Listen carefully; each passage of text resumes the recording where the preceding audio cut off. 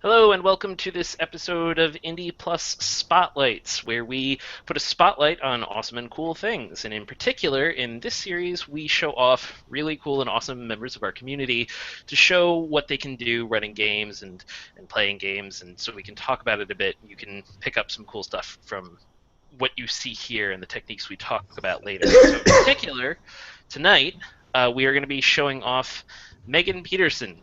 Megan Pedersen is an awesome GM, a designer. She is a podcaster with the Gentcast, and she is a founder of Wheeltree Press Games. Pedersen, I'm sorry, I apologize.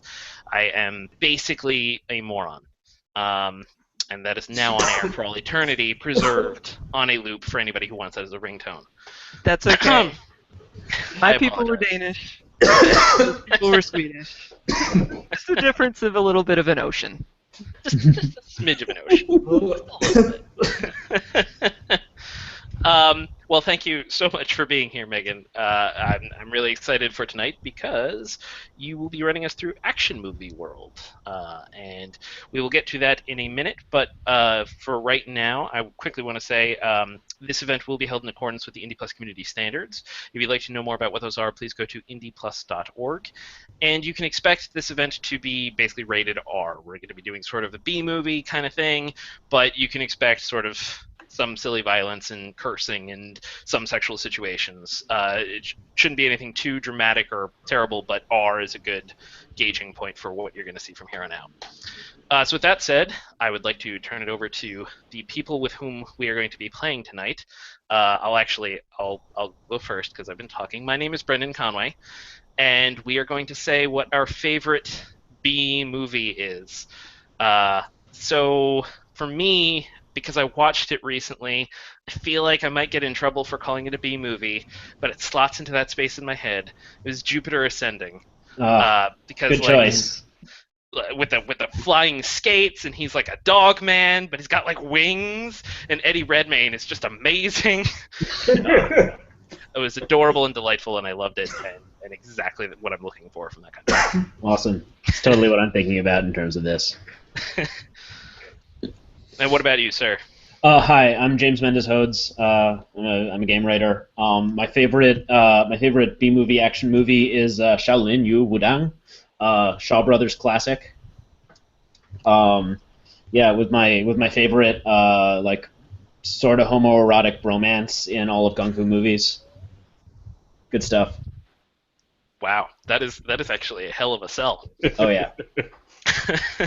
I kind of want to go look that up right now. Awesome. And what about you, Jay? I'm Jamal MadJay Brown. Krull still holds a nice special place in my heart. I don't know, I might be dating myself, but yeah, Krull is it for me. Nice. I still want one of those star weapons. So. It is truly a bad sign of my age that I get confused between Krull and Kull with Kevin Sorbo. Oh my. Yeah, Krull is better. What about you, Matt?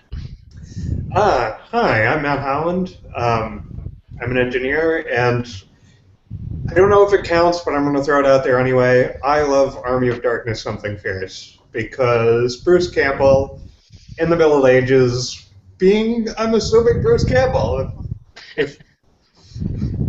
And yes, I mean, it doesn't, I don't know, it just doesn't get better for me. I don't know what other label you could apply to that movie besides B movie. It's true. Are there letters after B? I'm pretty sure the alphabet's stuck. Actually, there is something called a grade Z movie, which is like really the bottom of the barrel. Wow. Interesting. Exciting. I've learned something. And of course, Megan, gotta turn it to you. What is your favorite movie? Well, I have a lot of favorite B movies and grade Z movies. The fact that I mostly watch those types of movies probably will come through in our game today. My favorite B movie is a movie called Future Hunters, which is the first movie that Robert Patrick, better known as the T-1000, from the Terminator 2 movie, was his very first movie, his very first lead role. and it literally has everything in the kitchen sink in it. It has time travel, it has Nazis, it has the Spear of Destiny, it has women fighting over a pit full of alligators, it has not one but two things exploding in the air because they don't know how to land them, and my favorite part is that they find the lost tribe of the Mongols in the Philippines, and they are a tribe of little people, and they save the day twice. That's pretty fantastic. It's great. It's free on YouTube right now. So I feel like I have looking to watch for something. I'm gonna talk now because I need the camera to zoom in on this expression I'm making. Okay, I'm done. It's a good one. That's It was directed by the Roger Corman of the Philippines, who actually had a working relationship with the Roger Corman of the rest of the world. What is his name? The director? Yes. I cannot remember his first name, but I think it's Cirio Santiago, I believe Cirio is his Santiago. name. I'd have to look it up. But Huh. the first time, and I forgot, there's an amazing kung fu fight in the middle of it with the actual guy that plays the Silver Fox. I am 100% invested in this movie. I mean, All right, well, we're done playing for the night. We're all just going to go watch this movie now. Let's just Yeah. stop talking about movies. Yeah. Oh, that's amazing. Yeah, now I have two movies. I have both tabs up now on my screen. All right. Well, with that out of the way, that crucial thing out of the way, Megan, take it away. Okay, so today we are playing Action Movie World, which is a game by Ian Williams. And the basis of the game is that these fine gentlemen are going to be playing actors who have roles in an action movie. And if we were playing a longer campaign of this, they would continue playing the same actors, but they would play those actors in different types of action movies. Tonight we're probably only going to get through about a serial length movie, just because we're going to cut it short. But the guys have picked a sci-fi movie script to play out tonight. And so we're going to see all of the exciting action of their four characters as we take on the sci-fi action genre. Now, they've done a little bit of prep beforehand. They've picked their characters and some moves and some very specific things to the script. Why don't we have each one of you guys just very briefly introduce your character and your actor? Okay. If we're going to go in reverse order, I guess I'll go first. So, my actor's name is Gunther. I'm basing this a little bit on Dolph Lundgren, so imagine him if you have to imagine an actor. But he'll be playing Oberon Spar in this movie. And yes, he's the musclehead. So he has a BFG, and its name is Kindness. Nice. Because Great. hooray. And I imagine him wearing a bandana through much of this movie because call back to Rambo, why not? Hey, action movie. All right, Jay, how about you? My actor's name is Regina Jackson. She's the pugilist in this movie. The character name is Sammy Wheels. Nice. All right. And you have a spaceship. Yes, I chose the spaceship, the small and fast options on there. Excellent. All right, and James. Yes. My actor's name is Shanti Santiago, and she will be playing Blink M Drive today. And you are the lead in this movie. I suppose I am. Yes. That is one mechanic in this game. There is always one lead character in the movie. They cannot die, and they are the only person that can kill the villain. Everybody else plays a supporting character, and they can die, and interesting things happen if you do die. So it's not the end of the game for those characters. Yes. And you also have a spaceship. I do have a spaceship. What music genre should I name it after a song from? Heavy metal. All right. Yeah. Excellent. Okay. We will find out that name in just a moment. Yes. And then lastly, we have Brendan. My actor is Helen Casper, and my character is Sigma, the gunfighter. Excellent. Yes, with cybernetic eyeballs, because I do that. Hey, we're in space, and all kinds of stuff happens in space. Mm-hmm. especially technology. Just technology. Happens. Yes. All right, great.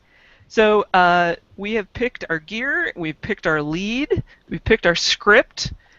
So one thing that we need to pick is we need to pick kind of who you guys are fighting against and just a general idea of where our movie is set.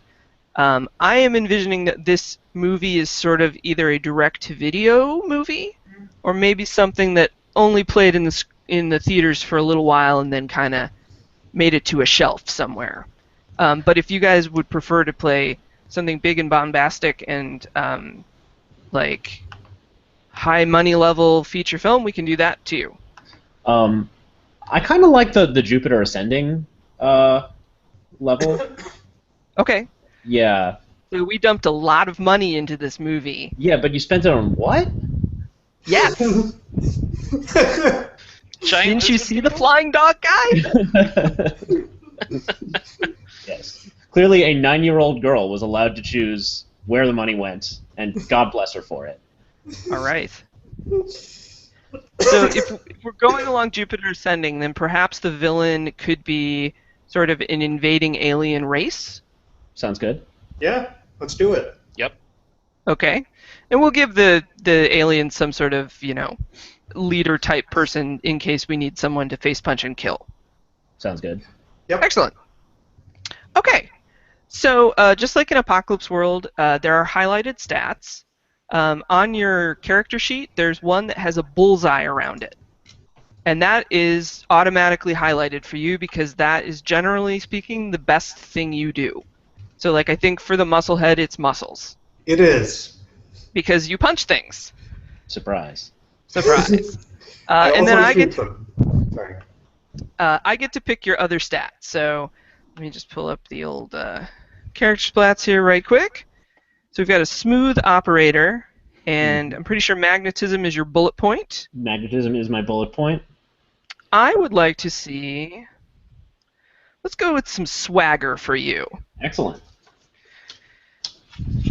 And then for the pugilist, agility is your big guy. That is correct. I would like some drama from you. Excellent. I can do that. All right. Our muscle head punches things with muscles, and I'm going to have you do some magnetism. Because who knows what aliens might exist out in the world that you might need to get friendly with. And then our last one is our gunfighter, and you have agility highlighted, so... Yes, my alien musk keys off magnetism. Well, you know what? Then let's have magnetism for you as well. So everyone took a special move, one of which is Alien Musk, which our gunslinger has. And these are special moves that are tied to the movie script. And that's part of what the mechanic here in Action Movie World is. Every script, we get a little something different that gives us some flavor. These are temporary moves. The next time that these actors do a movie, they get a new move that would be more appropriate for that particular type of movie. Okay, so we've got our highlighted stats, we've got our villain. The last thing that we need to establish before we get rolling is the relationships that we have with one another. This is a very fiasco sort of situation. We are sitting at computers and not sitting at a table where there's a clear next to each other kind of thing. So I'm going to base who you are sitting next to based on the way that the icons are on my screen, if that's cool. Yep. Mm-hmm. So Excellent. I have Brendan next to James, James next to Jay, Jay next to Matt, and then Matt, you would be next to Brendan. Okay. So there are 3 ways you can do your relationship when it's your turn to pick. There is a handy list of pre-established relationships on the script, which you can randomly roll if you would like, or you could pick one of those if you would like, or if none of those are things you would like, you can pick whatever you want. It's very loosey-goosey, because we want you guys to be the best action movie stars that you want to be without being saddled with weird relationships that go into play. So, let's see. Let's start with James because you're the lead. Great. So, yes. So why don't you pick? You can pick either Brendan or Jay, and then we'll go in that direction. All right. I suppose I'll pick Jay, and I'm going to roll on this. All right. A 6 makes my character and Jay's character work buddies. Work buddies. Awesome. Yeah. All right. Which that kind of makes sense because you guys both have spaceships. That does make sense, doesn't it? Yeah. So does he maybe like dock his ship in yours? Is he like a fighter pilot? Like how do you Yes. see that? Yeah, that sounds good. So he's so you're like the shuttle pilot, fighter pilot, point defense kind of guy. Okay. Great. Yeah, that works. Yeah. My ship is called the Megatsune, which is named after a Baby Metal song, which I've linked. You guys probably shouldn't click it right now because it's super loud. Yeah, and what do we do for work? Let's your ship. ponder. Oh, go ahead. Well, I was thinking if he's got a large slow ship, that implies we might be moving stuff.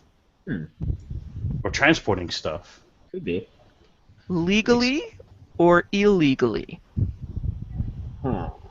Interesting. Good question. Well, if we're moving slowly, what could we be transporting there that it doesn't matter how fast it gets there?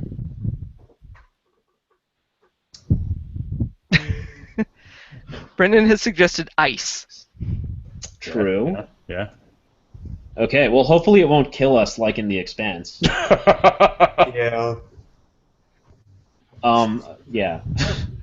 Well, the turtles are frozen in the ice, Brendan. Yeah. So we're transporting ice, and some of it is like really fancy ice, like artisan ice. Handcrafted, lovingly. Handcrafted artisan ice. Okay. Artisan ice. Yes. Perhaps with turtles. Perhaps. Awesome. Okay, so going in that direction on my screen, that means, Jay, you are going to pick your relationship with Matt. I was going to go with number 3 that we served in the Space Special Ops, but because I have this drama highlight, I think we're romantically involved. Oh, all right. Excellent. Yeah. I'm good with it. Okay. Romantically involved. Long relationship or just like newly hatched? I think newly hatched. Excellent. You guys are just figuring things out. Yes. Yes. All right. Oh, hello, Ozzy. Okay. All right. Well, great. So then, Matt, you are going to choose your relationship between yourself and Brendan. We clearly share an odd technical hobby. So I feel like we're ice sculptors. Like that's just a thing that we've developed in our spare time. It's like championship ice sculpting. Yeah. Yeah, like we even probably have chainsaws on the ship that we use to sculpt ice in our spare time, and it's one of those ready, set, go. Speed sculpting. Sorry. Are you perhaps the artisans of the artisanal ice? Yes. Yes. Yes. Yeah. Excellent. Exactly right. I have a All gun right. chainsaws. Well, you can have lasers because this is, space. Sure. Yeah, but hey, sometimes analog just works better.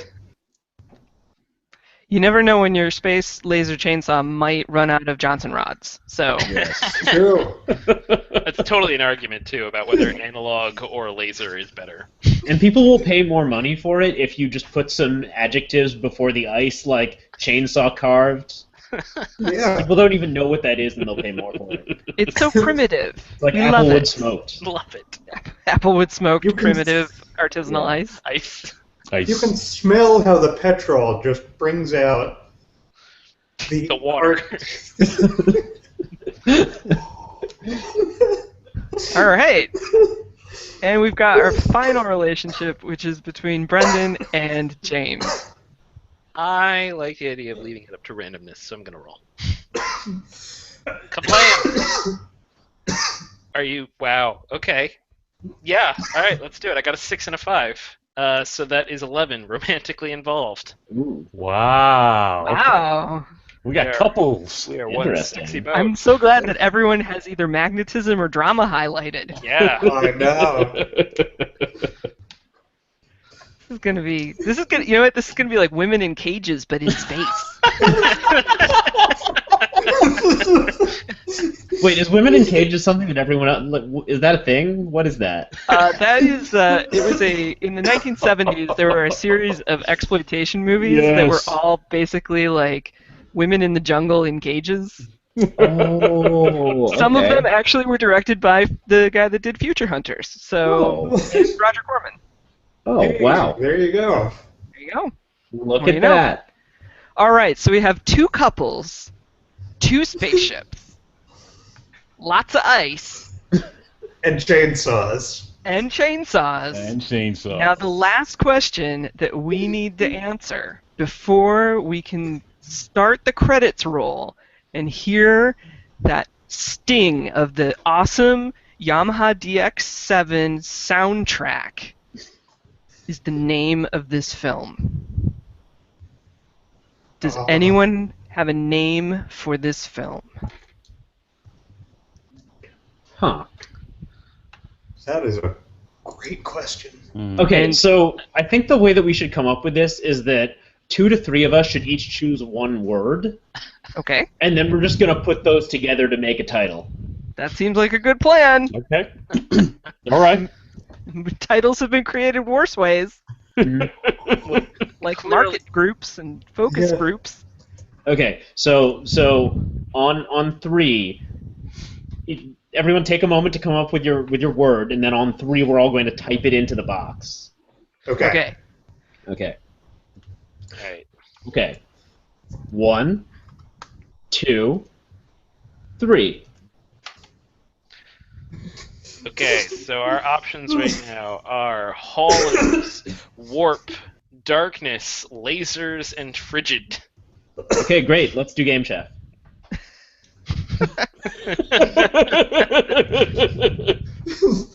Well, okay, so like warp haulers in frigid darkness. Laser warp haulers? You can do laser warp haulers. Laser warp haulers? Yes, it just gets better. In frigid darkness. All right. Yes. So, the title of our film that we've decided upon is Laser Warp Haulers in Frigid Darkness. Yes. Excellent. It's a sci-fi love story that involves Clearly. laser fights and frigidness. Or maybe the love story's the frigid part. Oh. Oh, it's a metaphor. Mm-hmm. Well, and if we're doing this as a movie serial, there might be a lot. There, that's the tagline. The tagline is "Their love will melt the ice." Does Great. Foreigner have a part of this soundtrack? Because I feel like they should. Does who? Foreigner? Oh, of course they do. Yeah. No. Like, what was the height of Foreigner? Like the mid '80s. Cold as ice? Yes. Yeah. Mm-hmm. Mm-hmm. Done. Hot Was blooded? Foreigner Steve Perry? Was that Steve? Well, wait. No, he was. I don't remember. Foreigner. Great. We got them for the soundtrack. Yes. We got all kinds of guys for the soundtrack. You don't worry about it. It's where we spent most of our money. That and special effects. All right. Absolutely. Okay, so unless anybody has any other questions, we will get started on Laser Warp Haulers in Frigid Darkness. Their love will melt the ice. I also like the other one as a secondary tagline, because we have a stupid budget.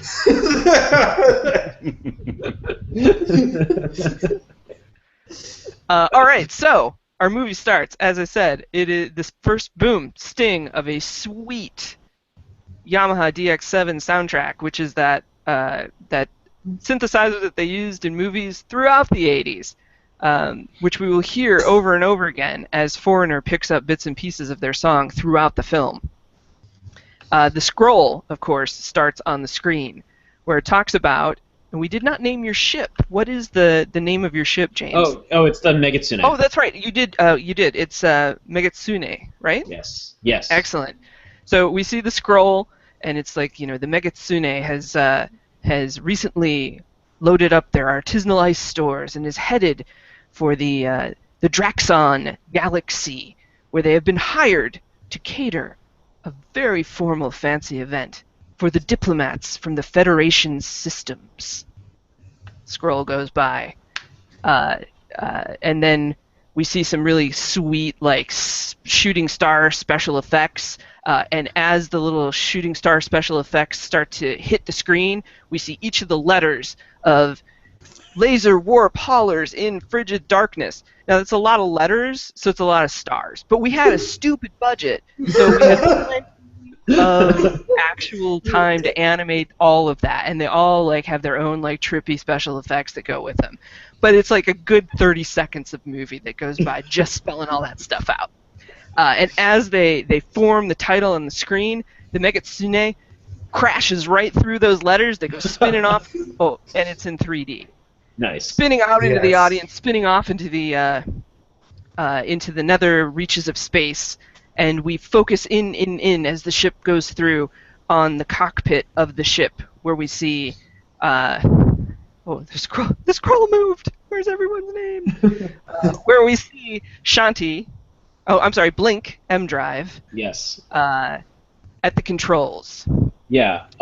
So I'm an alien, right? I'm from another star. What do you look like? I think I've learned from Star Trek and Mass Effect that all sexy lady aliens have space tentacle dreadlocks. Mm-hmm. Mm-hmm. So I think that so in real life I look kind of like Chitrangda Singh. Let's type out her name. I'm a crossover star from Bollywood. Okay, perfect. Yeah. And so I'm this curvy alien in a slinky dress covered in sequins with waves of color rippling over them. And I have lots and lots and lots of long predator-like orange dreadlocks. And they have lots of little rings on them to decorate them with lights and everything. And they don't just hang down, they actually kind of ripple in the air, and I have a little bit of control over them, and I'm actually holding my drink in one of those hair dreadlock things. Yes. And the name Blink M Drive flashes across the bottom of the screen. Excellent. Well, the otherwise uneventful trip so far to the Federation meetup with all of these diplomats, because they really need ice sculptures. Typical. As sort of a gesture of goodwill between the different diplomats, that they have a variety of artisanal pumpkin spice ice sculptures, or whatever happens to be their particular spice of choice, because the spice will flow, of course.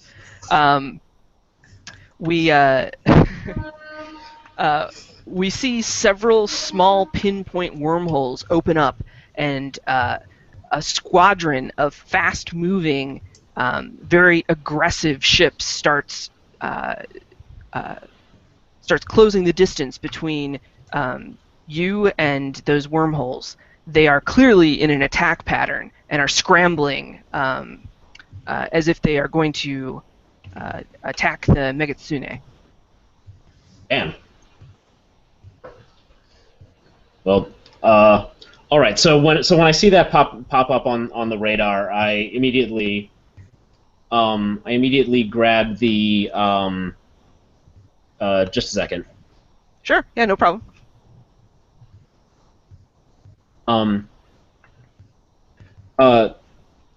Yeah, so I immediately grab the microphone and I call out to Jay. What's your character's name? Jay is. I have your actor. It's Regina Jackson, but you're muted. Sammy. There you go. Oh, Sammy Wheels. All right. Great. So I grab the microphone and I say, Sammy, darling, I think it's time that you got out into the void. Right now, I'm working on some stuff right now. Oh, okay. Well, sure. You can. We can wait. Just let the aliens know when they blast their way into your cabin that you were really busy. I mean, we're both kind of busy at the moment, I guess, is what we're saying. Oh, okay. I pull up video of that, and then I immediately regret it. You hear a very helpful computer voice from the console of the Megatsune inform you, hostiles encroaching in 10 seconds. Oh, so we have a problem. You could have clarified. Okay. No. I interrupted you because I care about how you. No, I'm on it. I'll be there. I'm on it. Okay. I actually like broadcast. Can you give us a minute to the alien spaceships? So you're hailing them? Yeah, but only half seriously. Oh, Oh wait, okay. they're responding. Never mind. Okay, we're doing this seriously. Yes. Okay. Yeah, Too late. so you say, oh, can I have just a minute? And their response is to start shooting really sweet high-tech laser blasts. They are, of course, the bad guys, so none of them have hit the Megatsune yet. Okay. But they're swarming in an impressive pattern of formations around the ship. Awesome. Any minute now, guys. Sammy, Whenever you're ready. Yeah, Sammy makes a run for her ship. The Hustle. The Hustle. Yes, the Hustle. All right. And just so that we have a visual, what does Sammy look like? I've got a short-haired Angela Bassett image in my head. She's got mechanics overalls that are cut into a skirt and a tube belt. Cool. Okay. But she'll have to put on like an environmental suit. She just jumps into that, zips that up, helmet, and then gets into the Hustle. Fantastic. All right. So when you launch the Hustle, is it like a boom tube kind of thing, like Battlestar Galactica, or is it sort of like a pod bay and out kind of thing? Yeah, I think it's a pod bay and out because I think I want that Batman effect on the rear end part. And Oh, okay. Yes. Yeah. Cool. And then out of the bay, right into space from there. Sweet. Awesome. All right. Well, they see the Hustle come on out, and immediately two of the fighters engage. All right. I'll cover you. Cool. Glad to see that you've covered yourself. I attack. I start shooting at whatever's close and then working my way back out. Okay, awesome. All right, so let's see. That sounds like violence. So let's do a violence move. And since you're using lasers, we're going to use agility, because this isn't really a muscles kind of thing. Nice. My agility is +2. I rolled an 8, so I have a total of 10. Excellent. So on the basic move for violence, you get to choose 3 of those options. Wow, that's nice. I like that. I take you make a mess. Excellent. You hit a whole bunch of people, and something explodes. Fantastic.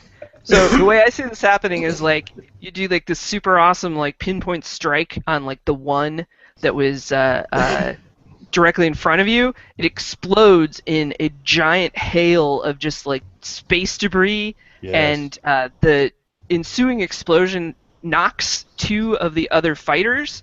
There's only like 5. 2 of the other fighters. One of them hits the Megatsune, and the Megatsune is like made out of like a giant hunk of metal, so it just basically blows that one up too. And then the last one that got hit is knocked out of commission and is just now slowly spinning sadly off into space. Nice. So yes, you exploded stuff real good. Now, one of the remaining fighters has done this cool sort of like rotating move where it has come up and underneath the undercarriage of the Megatsune, and Gunther, this is kind of right where you are post-coitus, I guess. You hear the chink of the gear engaging the hull as it is starting to try and cut a hole through the hull of the Megatsune for boarding purposes. Oh, today is the best day.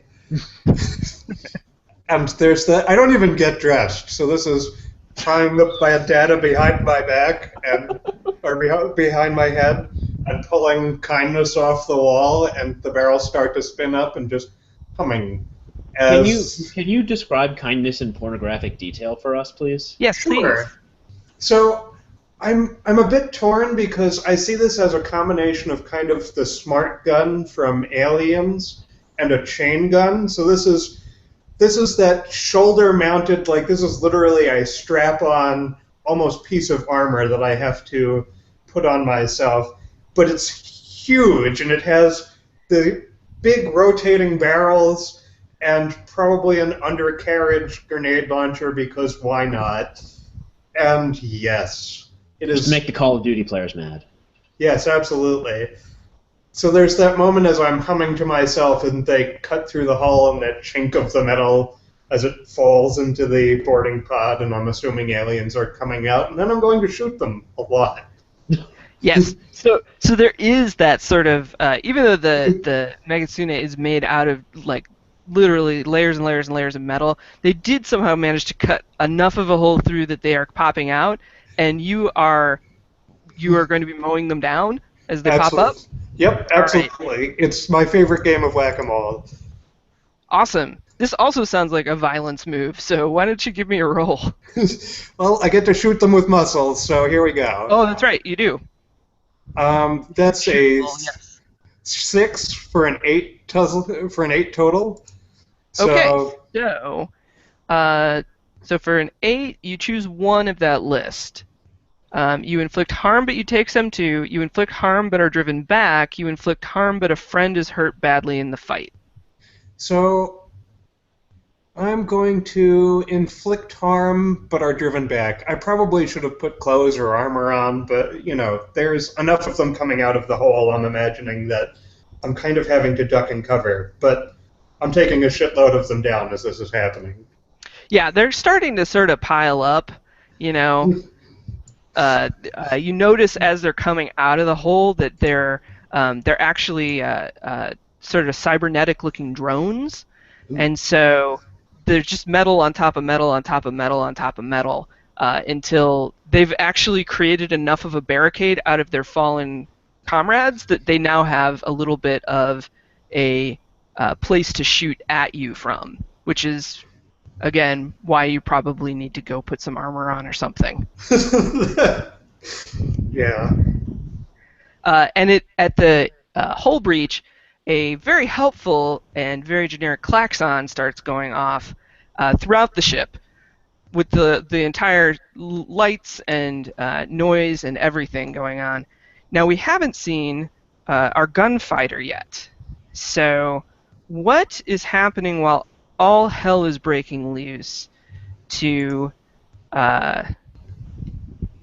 What was your name again, Brendan? Sigma. I see Helen Casper is your actor. Yep. Helen Casper is the actor, and Sigma is the character. Sigma, right? Okay, great. That's where that is. All right. So the klaxons are on. What do we have Sigma doing? So Sigma is kneeling in the middle of her little bunk, and she has this big cord plugged into the back of her head, which loops around to the two strange plates that she has instead of eyes. Mhm. And so for a second, it shows the view from her perspective, right, where she's just standing on a very pleasant, serene beach with the water gently lapping at the sand and the sun glinting off the crystalline waves, and then suddenly a klaxon intrudes upon her paradisical view. She sighs and she disconnects the cord and the cable, and they retract up into this horrible looking machine in the ceiling, and she picks up her gun from her bedside stand and she slides the clip in the gun. She starts striding around the corner, and she sees a naked Oberon Spar. Yes, indeed. And what does Sigma look like again? Sigma looks like a cross between sort of a Tilda Swinton and Mia Jovovich, and she's got just a strip of hair down the middle of her head. Cool. You realize not wearing pants is how we get corridors filled with bacteria. I'm sorry, I was a little bit busy. You know, shooting at mechanical somethings. I'm not really sure what they are. There's no such thing as too busy for pants. Less clever dialogue, more shooting. I Out of want character, more clever dialogue, but in character, less clever dialogue. Can I read the situation? Yes, you can. Let's see. Go for it. All right. Yes, being attacked is definitely a charged situation. So I have instincts of the predator, so I roll plus agility. Excellent. And I got a 4 and a 6 when my agility is a 2, so that is a total of a 12. Oh, wow. Okay. All right. Fantastic. So you can ask 3 of those bad boys. Great. What should I be on the lookout for? You should be on the lookout. Obviously, this is the forward guard of a much larger fleet. Like these are the expendable fighters. You know, these are the drones. These are the they built these in a warehouse kind of thing. Gotcha. But which is kind of why they're easier to mow through. So you know that something bigger is on its way. Gotcha. What is my best way into their ship? Your best way into their ship would be to drop some kind of either an explosive or like an EMP in there, because clearly they are mechanical beings, and if you could somehow do a short burst that might disable them, you could at least get in there without getting shot to ribbons. Mm-hmm. That sounds like a much better plan than getting shot to ribbons. And let's go for which enemy is the biggest threat? The biggest threat in these particular advanced sort of ships is the pilot, because they seem to have the best ability to change direction and change their orders. They have a little bit more of a flexible AI. Gotcha. Whereas clearly this mass of like robots, they just kept coming out of the hole, even though Oberon kept shooting them. Yeah. Okay. So I like peek out of the corner. I snap off a few shots. Anybody have any EMP grenades? Ooh, yeah, in the room.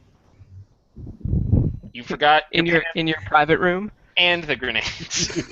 Your private room, the one that's full of evil robots right now. That one. That room, yes. Okay. All right. You know that I typically load explosives when people start boarding the ship. Okay. So I'm going to turn the ship really, really fast so that the centrifugal force forces the robots to shoot outwards towards the boarding breach in your love nest. Okay, that sounds like a stunt. Yeah, Yes. All right. So, stunts, when you perform a badass stunt, either agility or muscles. I'm going to go with agility because you're piloting. Right. I'm going to Not go with really. magnetism because I make it look good.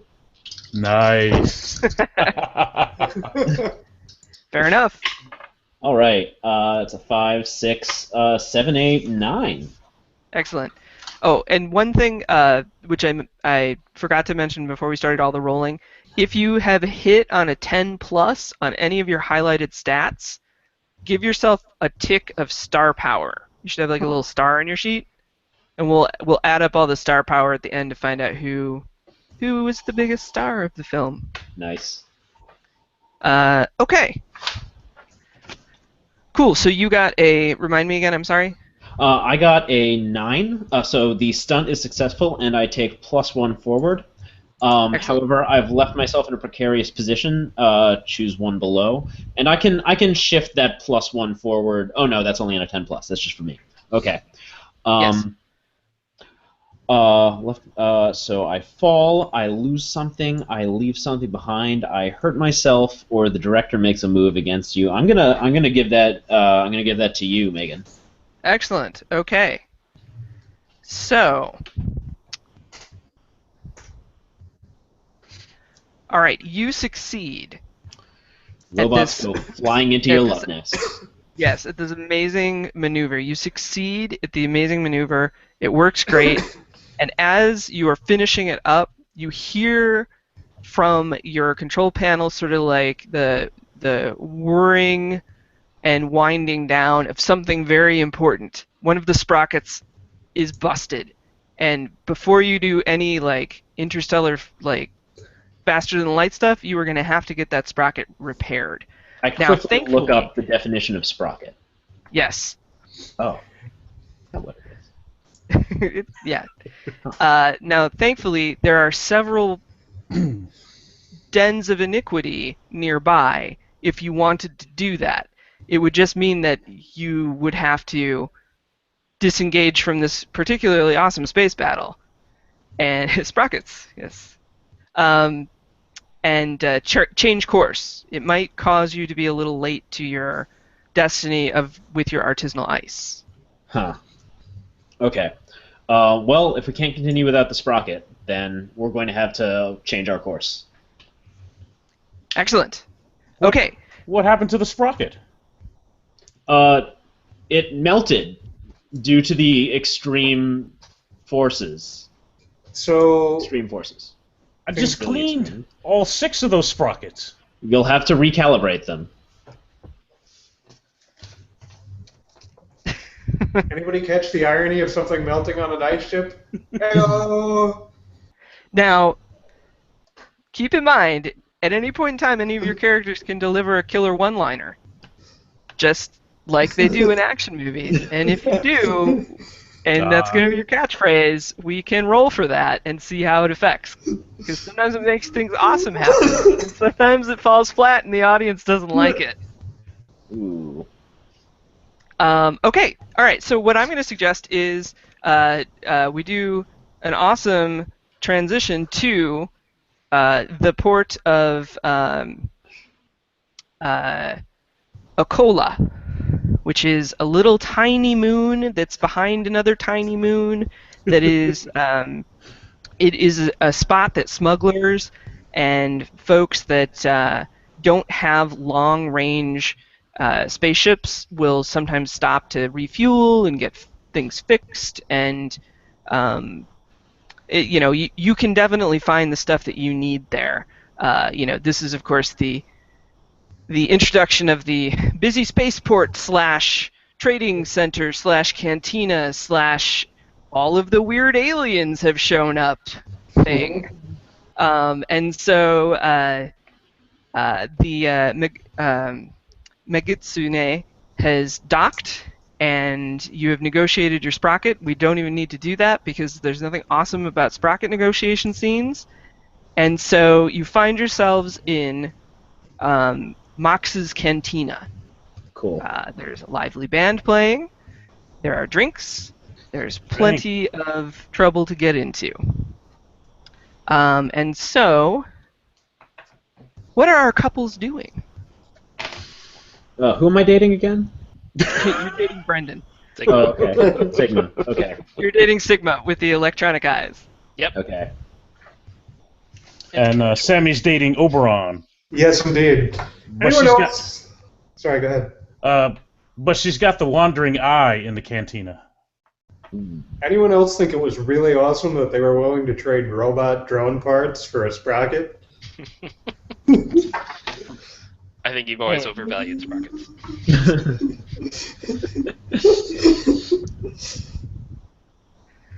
I want to encounter another alien race. Okay. Oh, there are plenty here. In fact, one sidles up to you and squeezes themselves in between you and our smooth operator here, and has brought you a cup of steaming, bubbling. There's like one tentacle hanging out of it. It's essentially like a Bloody Mary, but like a Bloody Mary. The tentacle is still moving. Oh, of course, yeah. Yeah. Mary. How would it not? It sets it down at your table and proceeds to lay just a super awesome alien line on you, which you can't understand because you don't speak that language. But you're pretty sure It was a command. what's your sign, or are you an angel because it must have hurt when you fell from heaven? Doesn't really translate through the translators that you've got, but you can get it. Something like that. All right. So you have encountered an alien of a different race, or a different species. So let's see how that alien Musk is doing. Let's do that. You encounter a member of another species. Roll plus magnetism. Kablams! So it's a 5 and a 4, and my magnetism is a 1. Woohoo! So that's a 10.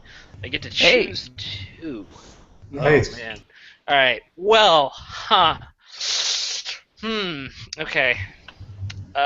Since I feel like this is a trouble-causing part of the movie, I will choose the alien won't try to harm you, and the alien wants to be your lover. So the Nice. two Oh, okay. options, the two ones I did not choose are the alien wants to be your friend, and the alien won't try to harm your friends. Yes. So that is very much going to happen right now. Basically, from your translator, you can identify that this creature's name is Dex, and they've got several eyes on stalks. They have been making the equivalent of sort of bedroom eyes towards you, and has been spreading out just a little bit more and more to get space in the booth, and sort of is shoving Blink towards the edge of the booth. Excuse me? Excuse me. One eyeball on a stalk sort of like turns to acknowledge you. The rest of them are just focused on Sigma, and Dex is playfully taking the tentacle out of the drink and sort of like dangling it as if to say like, here, no, you have this tentacle. Just Yeah, I this bite is off for the end. you, Sigma. Okay. So a couple of things. First of all, that tentacle looks way too much like one of mine for my comfort. Second of all, you come in here in my booth, and you buy my girl a drink, and you don't bring anything to me. It sounds like you are emoting right now, sir. I am in fact emoting. Yes. Oh, Let's God. see how that drama works out. Okay.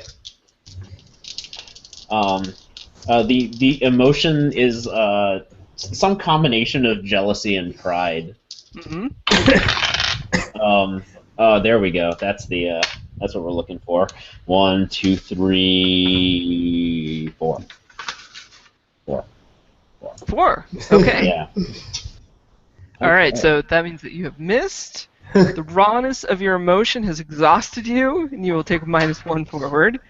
All right. Unfortunately, my +1 forward does not help. Nope, it sure doesn't. And so Dex the alien just flips the table that you guys have been sitting at. That drink goes flying off into one direction, hits the wall, and sort of like starts to ooze down it, but also starts to kind of eat into it. So it's probably a good thing that Sigma didn't drink any of it, unless she's got a really iron constitution. And so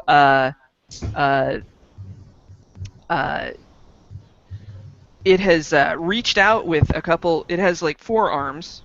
You know, they had the budget. They could put extra arms in. Nice. It reached out with arms. It's got it's holding you up with one arm, and it looks like it's about to punch you with the other arm. And it realizes that, you know what, you were just not worth it, and just leaves you in just a crumpled mess of the floor. The cantina. There's a lot of sniggering aliens around that are kind of pointing and laughing. There's that moment of silence where the band cut out for a second, and so you have had this moment of sort of abject humiliation, and it reaches over with one hand and goes to offer it to Sigma, as if to say, like, let's get out of this joint. All right. So I'm lying there, sort of crumpled on the ground. Because I always look good, even in situations like this, even if it's clear that I'm not supposed to. So one strap of the dress has just fallen just past my shoulder, and I'm kind of gasping and turning away from the camera, and then my long eyelashes, which are themselves tentacles if you zoom in close enough, flutter at Sigma as I look up past the shoulder, maybe, of this alien. All right. Let's cut quickly over to our other couple. Yeah. What are you guys enjoying at the cantina? Are you together? Are you solo? Yeah. We're together, but this thing just flipped the table, right? Yeah. It sure did. So I want to grab whatever condiment bottle glass thing, whatever is left. Oh, we've got like big cylindrical bottles filled with just green liquid. Yes, because he spilled my drink. So I grab the bottle and I say, "Hey, that's bullshit," and I crack him across the jaw. Oh, all right. With the bottle. That's definitely violence. So let's. This would be a muscles because you are using physical violence. Yes, and my muscles is -1. Hey, we can't be good at everything, guys. That's correct. But it spilt my drink. I would have gotten you a new one, but I understand. You do what you got to do.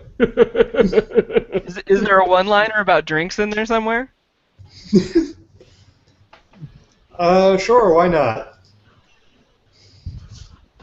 Right. I'm going to try this dice stream because I saw your dice pop up. Yeah. So, do you want me to let Sammy have her violence and I'll do my one-liner? Sounds good.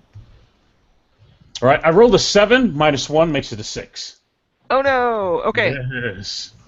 All right. Well, there's not a specific thing that happens on a miss except that I get to make a move. Right. So you I'm just imagining a one-liner? No. That was he was Sammy was doing violence upon the alien. Oh, okay. And Oberon was waiting for his one-liner.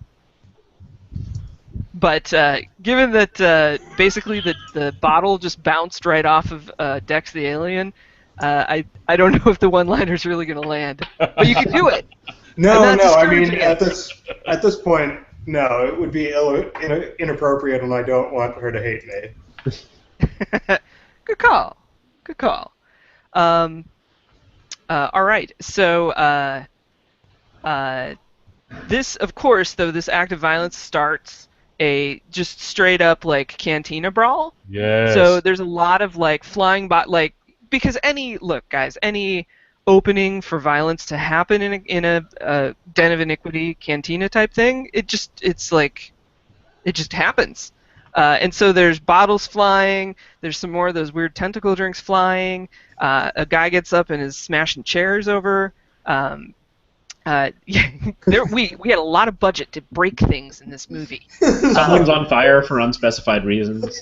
Yes, the whole bar is on fire. And there's a guy that's on fire. Yes, exactly.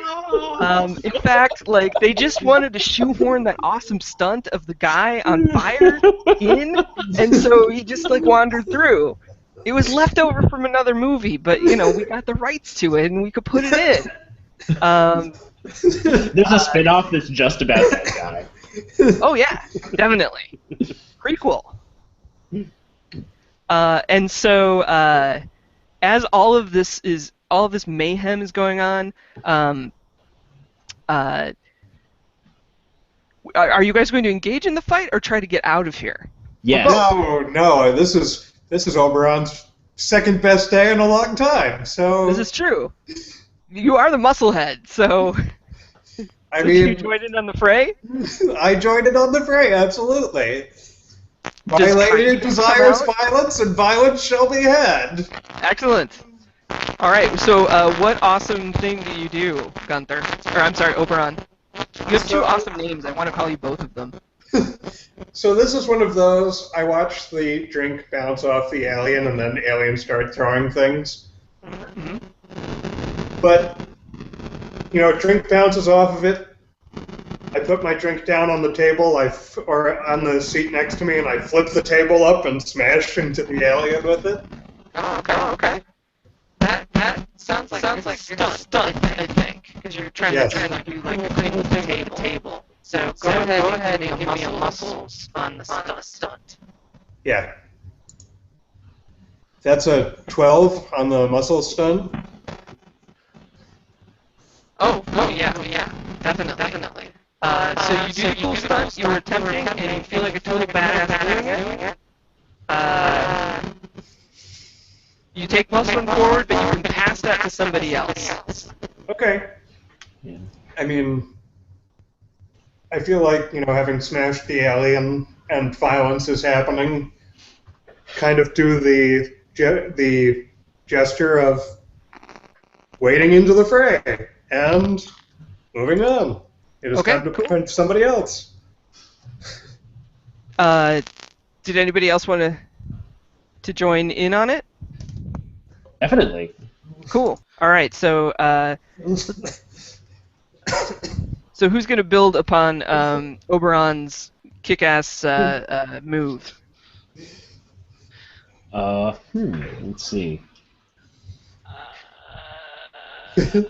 I kind of just wanted to shoot a path so that I could get my girlfriend out of here.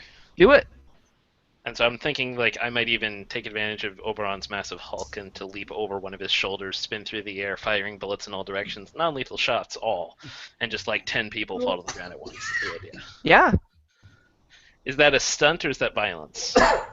I think that's a stunt. With agility? With it, of course, because you were gunning it up. Excellent. And I have gun ballet, all ranged weapon to use, no matter the type, count as having the area special ability, so I figure this makes sense. All right, plus agility. Oh my goodness, 4 and a 5. Plus 2 is an 11. I swear to God, this is what's actually coming up on my screen. I swear to God. All right, so plus. Describe this, so the camera zooms in on like, I'm imagining like it's an over-the-shoulder thing. Like, we've seen Oberon do his thing, and then over the shoulder we see you start to do this amazing gun ballet, and it looks like. Yeah, so I mean, I ran up Oberon's back, like leapt off his shoulder, spinning in the air, like doing some crazy twist with my gun arm out, and we see it from my perspective as time slows down, and my cyborg eyes. There's a little targeting reticule that like zooms in and targets one person's knee, and then there's just a shot, and you just watch the knee explode, and then it zooms in and targets somebody else's foot, and there's the shot, and you just watch their toes explode. And that happens a few times, and then I just come and land down in the superhero pose, with the one arm out, and then like 10 people fall over all at the same time. Amazing. So you guys have a clear path to the door and out of this crazy mayhem of aliens and chairs and horrible drinks.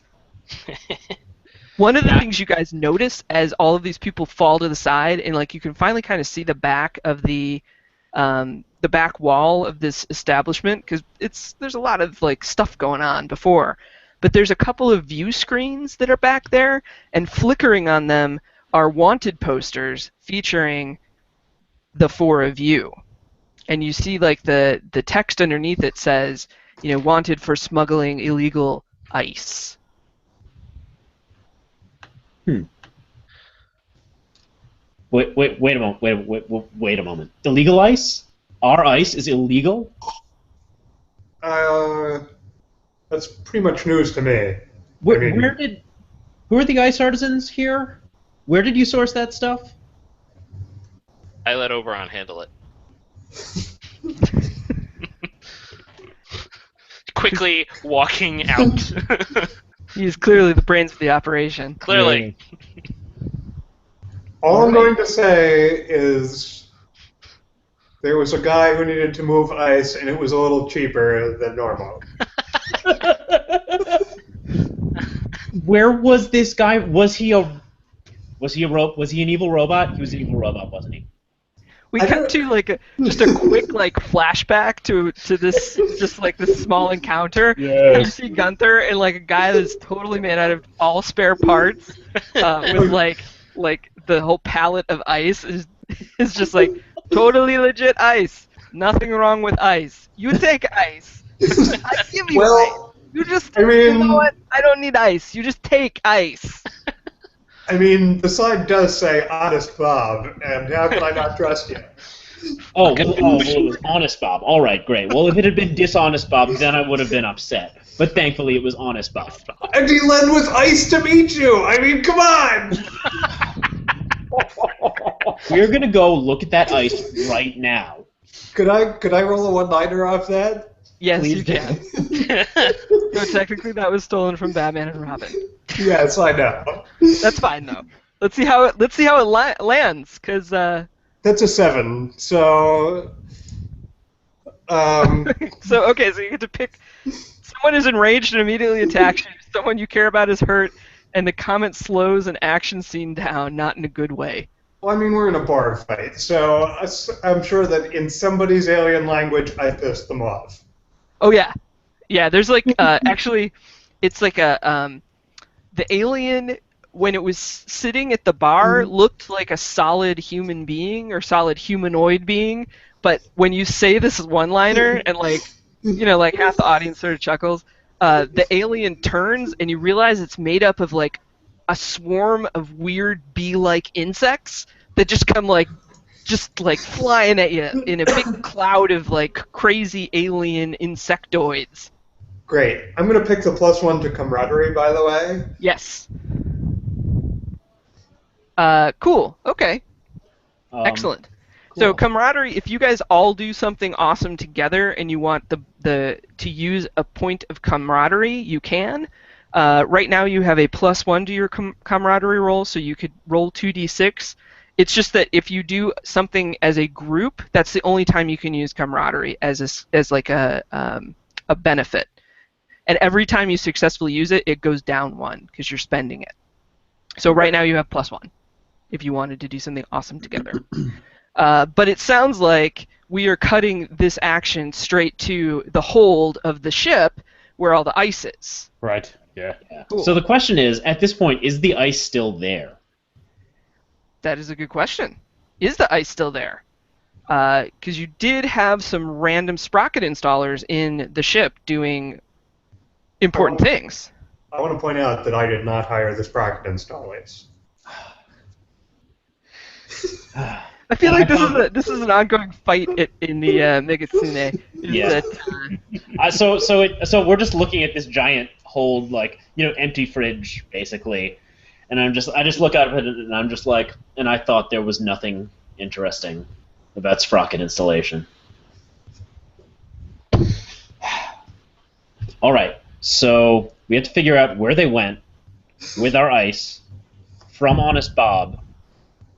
Do you have his contact info even? He gave me a business card. It's written on cardboard, and it just says Honest Bob, and it has some random numbers on it and like a pound sign. It's in binary. It is. It's binary. It is. But you know what? Also, you could use binary with is you still have a couple of those like weird drone robots that attacked you. Yeah, Interesting. we did sell a lot of the parts, but All right. Well, if we splice this cardboard directly into the synthotronic reader, And we Something cut else. to the like onboard like mechanical like shop of the Megitsune, which is just like filled to the brim with gadgets and stuff. I would imagine since none of you guys are seem to be gadget guys, that like maybe you have like one crew member that handles that stuff. Mhm. Does that sound about right? Unless one of you guys is the gadget guy. no. Although it would probably be awesome if they didn't like us very much because we keep doing shit like this. Yes. Yeah, that seems about right. So the gadget guy for your ship, her name is Aquaria, and she kind of came with the ship. Like when you bought it, she was already on it, and nobody asked her if they could sell the ship. She didn't own it, but she sort of worked there, so they threw her in as part of the deal, and you were like, yeah, whatever, that's fine. So she kind of views the whole lot of you as sort of like weirdos because ice. And so yes, you brought her a piece of cardboard and a robot head. And she's looking it over, and she's like, well, it's a binary. Let's see what happens. And then we get a cool montage. It's a tech montage. Yes. So there's like the alien or cyborg head, and it's hooked up to a bunch of wires. And then we see Sammy like leaning in the corner, looking cool, and like a Jacob's ladder like electric thing goes off next to you, and you're startled. And then there's like a bunch of like welding stuff, and it explodes all over the place. And then there's like some people, you know, all of y'all just like scratching your head. And then finally Aquaria's like, oh. And like takes a little slot and then takes the cardboard and sticks it right in and closes the slot. I was like, oh, well, there you go. And the little cyborg head like immediately comes to life. All right. I immediately grabbed the cyborg head and shout, "Who do you work for?" Oh. How do I say Well. that in binary? I was designed and created by the Xenon army. They have come for what is rightfully theirs. Ice? It is not the ice. It is what was buried deep within the ice. There was Deep within something it. buried deep within the ice. Yes. If only it were transparent. Well, But I that- mean, people hide diamonds in it when they want to smuggle stuff. I guess. I figured you guys had like dyed it with like artisanal dyes and so forth. Pumpkin spice. Yes. Oh, right. Yeah. Dye made out of like squirt blood or something. Yeah. Yes. So basically the gist is that a very powerful artifact was frozen in this ice, and all of the molecules, because we're in space and it's spacey, all of the molecules had broken apart and had bonded themselves to the various water molecules in those blocks of ice. So it's very important for them to get all of the ice, because they have to melt it down and then put it into a special synthesizing machine in order to spit out this artifact, which will create an unbeatable army. Because logic. I mean, they also have technology based on cardboard. How hard could it be to rip them apart? You'd be surprised. Would I? You would. Oh, If okay. only I could rip apart their leader, my ex-boyfriend. Dun dun dun. Let's say what? So we have so yeah, their leader, my ex-boyfriend, and then we cut to just a very brief bridge scene on the mothership of the invading army, and we see Togar, your ex-boyfriend, and he's wearing like a cape because capes are cool, but it's made out of like silver, like shiny, like space age metal kind of thing, and he's wearing a very tiny crown, so everyone knows he's in charge because that's important. And you see him just like leaning against the bridge, and on a very small view panel, like to his left, is of course the glamour shot of you in much happier times, much different times, much further away times, and then we just cut back to the action at hand in the Megatsune. You had a faraway look there for a second. Togar is as ruthless as he is sexy. Damn. I don't know if I go up against him again, whether I will or won't want to go up against him again.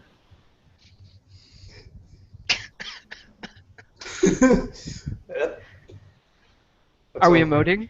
It's an emote or a killer one-liner, one or the other. Let's go with the killer one-liner. I like Yeah, those. we haven't seen that one yet. I'm at +0 to this with my earlier -1. This is swagger. Yes, that It's is highlighted, so Yes. So do I mark experience for that? if you get a 10+, you do. Oh, okay. I got a 7. Okay. So you've said your killer one-liner, and then you get to pick one. Someone is enraged and immediately attacks you. Someone you care about is hurt, which, I mean, feelings count as hurt. And then the comments slow an action scene down, but we're not really in the middle of an action scene, so that would I think I totally hurt Sigma's feelings. Yeah. How do you feel about all this, Sigma? A single tear leaks out from under the cybernetic implants over my arm. Oh. Is it an oil tear? It's an oil tear. Oh, it leaves a dramatic black track down your face. Oh. I kind of want to cut this scene to your...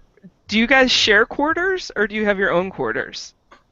We have our own quarters, but I think this relationship started in the middle of the voyage.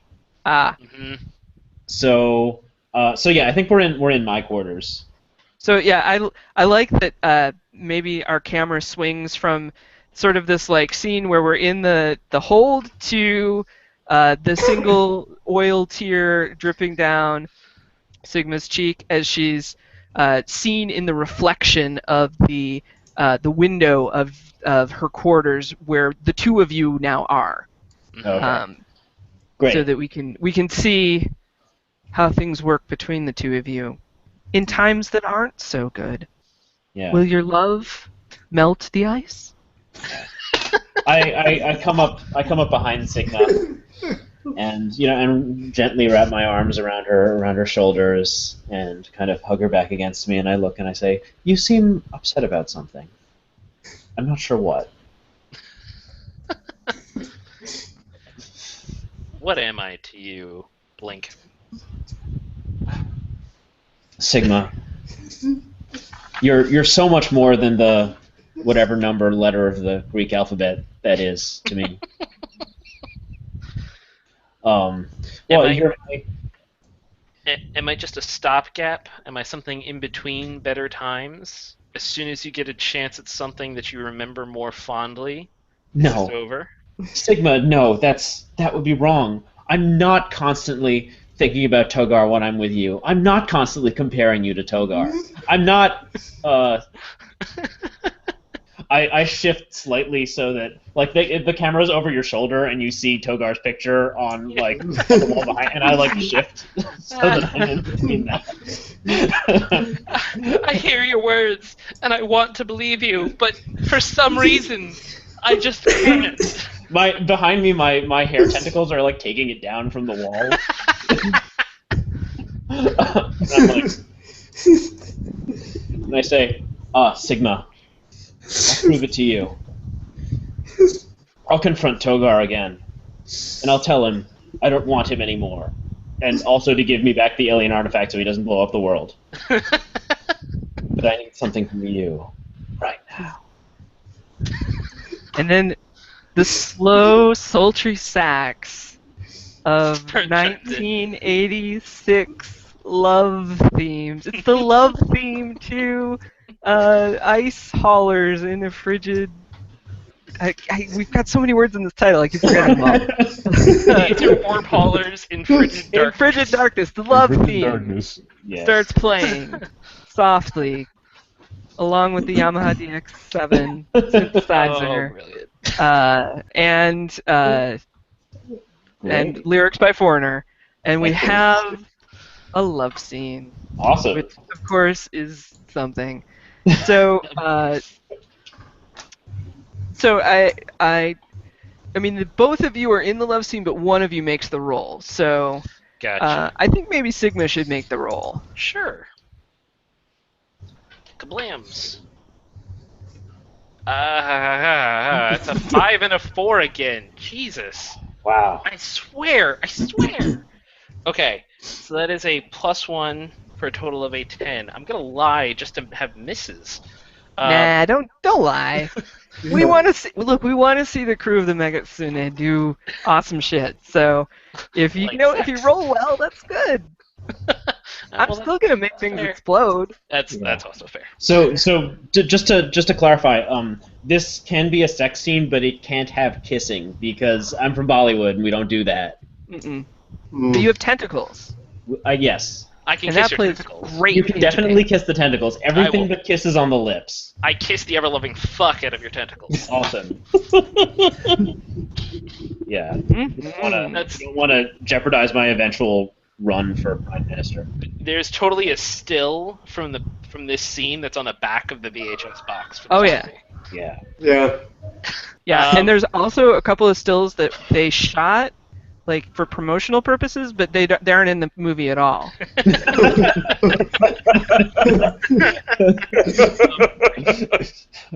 The Blu-ray special features, the very special features. Yeah. Hmm. So I get to choose 2. And do these apply both ways, or do they just apply to me? That is a good question. I've never actually done a love scene between two PCs, so I will look that up real quick while we are picking things. This is your I first think time. it's That's kind of wonderful. up to us, honestly. So I think we can do them both ways. Okay, great. Because I was looking at +1 when you protect or help your lover for the rest of the film. Mm-hmm. So I will take that one, and I will take. Let's see. Man, that one seems kind of fun. Your lover will show up during a moment of danger to provide critical aid. Perfect. All right. So protecting and showing up. Nice. Just keeping track of those so I remember. All right. Okay, so we're gonna do like the soft fade on this as the swell of the love theme from the movie hits its peak. Of course, editing, because we're an R, we're not NC-17, and there's only so much we can do, and get it past the censors. And so okay. So what we could do, given our time constraints and such, is we could go straight to like the big showdown, or we could just leave it as like sort of a serial, like movie thing where next week on the Frigid Darkness, blah blah blah. I don't know if you guys have a preference. I'm good okay. with jumping to the. Okay. All right. Awesome. Togar. So Can I pick who Togar looks like? yes. Can he look like Daniel Wu from Into the Badlands? Yes. Absolutely. Awesome. But they made his hair green Uh-huh. because alien. Of course. Yeah. Okay. All right. Awesome. So, Aquaria has been working on the droid head a little bit more. It's amazing what they can get on one tiny piece of cardboard, right? So I know. she has discovered that the ice has been taken to a base on a moon that is not too far away from where you are currently at for processing. And so, Space Woo. So if you want to get your shipment back, you will of course have to breach the perimeter and somehow smuggle that ice back out of the base in the face of tremendous danger and ungainly odds. Of course. All right. So, And I'm going to imagine that a brilliant plan has been put into effect. And Yes. now we're going to see what that plan is, rather Alright. than discussing the plan. Fantastic. okay. Hey, what, Sigma? What token of yourself and your affections did you give for me? Did you give to me for me to carry with me? My first bullet. The first time I ever loaded a gun, I saved a bullet from it and I put it on a necklace, and so I wrapped that around your neck. Excellent. All right. So you see me. I'm in a shuttle that's ejected from the Megatsune, and it is floating through the air towards Togar's base. And because there is no noise in space, all spaceship noises and lasers are replaced with guitar riffs. And Of course. yeah, and it's very realistic. And you see me, and I'm on it cuts to Togar's throne room, and a giant fuzzy hologram of me pops up, and I'm wearing this like a cat suit,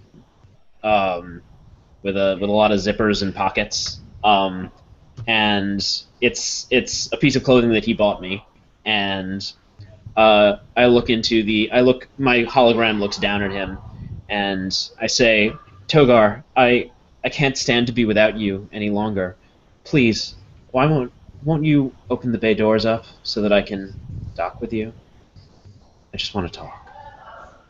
And there's a pause, and you almost think that it's not working, and then the bay doors open. And they do that like James Bond iris thing to open. So like, Yeah. yeah. So it opens enough so that you may dock with him. Yes. Yes. And as the shuttle is pulling in, you see the monitor kind of come to life, and Togar's taking this in his private chamber. Mm-hmm. It's like, I didn't think that you would come. I thought you might find me because of the ice, but I thought things were over. I'm so glad that they're not. I have plans for you. Oh, plans. That sounds so exciting. Does it? Yes. Well, you just follow my troops and they'll bring you straight to me. Excellent. Cool. So what are you guys doing while I'm getting myself? What is in everybody's trouble? part of this plan? Jay, what do you got going on? I think I'm scouting. It's the base. Well, you said the base is on the moon. Yeah, Do we know where the ice is? It is being held in a. One of the things you got from the robot head is like a very detailed schematic of like a la R2-D2 in Star Wars. You know when he sticks his little like sonic screwdriver into the thing and like you get the layers. So yes, you know exactly where it is. It is in loading dock D, which is on the near side of the moon. So maybe I'm driving the piloting the ship to that hangar while this distraction's happening. Excellent. We seem to have an emergency crisis in the background. Oh, you guys can hear that? Yeah. Yeah, I hope that's not. Yeah. Everything's on fire, guys. Everything, Yeah. including the players' houses. Looks like it. Ooh. Fancy.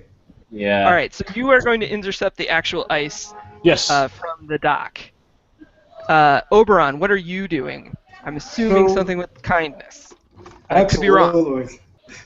I am killing them with kindness. No, You're going to not kill at them the with moment. kindness. Okay.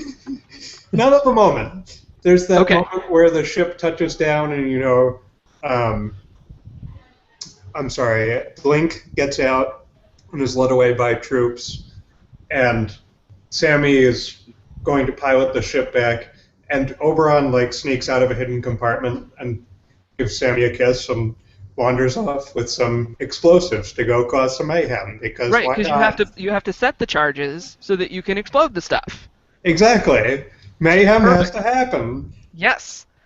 All right, and of course, our last component of the plan is that Sigma has a very important role to play in this all, and that is Well, I'm gonna save Blink's ass. okay. I am floating in space, my arms crossed over my chest, wearing a vacuum suit and my eyes closed, waiting as I slowly drift until I line up with the window into his bedroom. And then I'm just going to point my two guns at my feet and start firing so that they propel me through space towards the window. Oh, nice. Excellent. Okay. So Sigma's coming at the window, just of course as Sammy is bringing the plane around to dock with the ice shipment, and Oberon has been. I'm just gonna say you've been crawling through some air ducts because those are cool. Absolutely. With the smashers, because we have to have smashers. We had Yes. so much budget that we put smashers in. I feel like this wasn't strictly necessary, but okay. There never are. What are those in And, there for? For smashing. For smashing. Oh, right. Well, yeah, of course they're for smashing. Horizontal and vertically. Both directions. Okay, so Blink, you have turned the corner. You are standing in front of the doors. They slide open, and you see that Togar is standing in the bedroom waiting for you, or his chambers. Let's make it chambers. Bedroom sounds so tawdry. He's standing in his chambers, and he looks at you, and he's like, "Did you think it would be that easy to get back in my good graces?" And you notice that he has super awesome laser weapon. It's like a chain of lasers that kind of it's like one of those rods that have the 7 pieces to them that they use in kung fu movies. Oh, yeah, Except yeah. they're all lasers. Yeah. Oh, that's awesome. Yeah, you can use it like a whip, and you can also make them all come together as a big pole. Laser chain. Excellent. Yeah. And he's like, if you want to find your way back at my side, you're gonna have to fight me for it. And then the sweet foreigner music starts with some easy guitar riffs, Yeah. and all hell breaks loose. Excellent. So, you, of course, you can have whatever weapon you want. You picked a spaceship at the beginning as your thing, but if you want to have a sweet weird wushu weapon that's spacey, go for it. You can describe that. As the sweet guitar licks happen, the first of the detonations that Oberon has set go off. So outside the window, you just see a big explosion of stuff, and some of those droids kind of go flying out into space, and fire is on everything, and so the battle begins. So Wow. what would you like to do? Excellent. Okay, so So I open one of the random zippers on my outfit, and I pull out. What am I gonna whip out? So many options.